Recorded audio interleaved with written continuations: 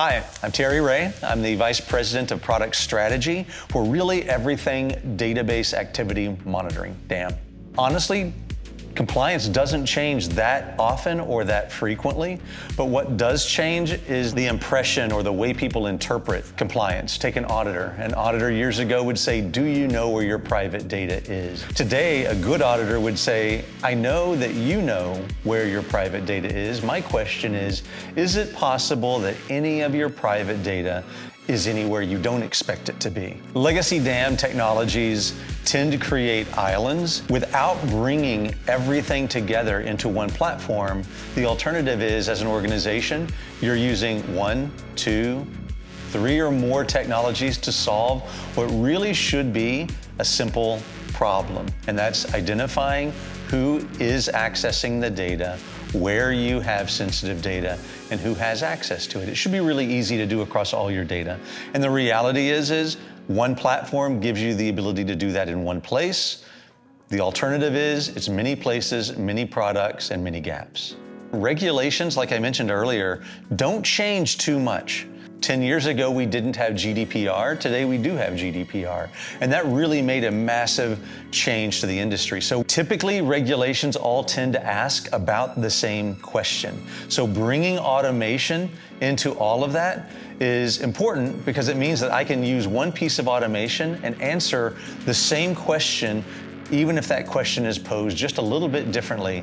They tend to all be copies of each other in most cases. But the thing that worries me most about the way organizations are leveraging AI right now is the AI itself doesn't have the appropriate guardrails in many cases. So many organizations still lack basic fundamental visibility into any user going into the database. If there are no controls around Terry, Ann, and John accessing a database, what makes an organization think there are going to be controls about the AI that they're giving that same access to? AI knows everywhere that you have access to and will access all of it. To me, the crazy ones are the ones you don't really think about. There's a public story about a judicial system in a particular country in the Caribbean. They recognized that they had privileged users, DBAs, that were changing one number in a database, and they were getting paid $250,000 to change one number in a database.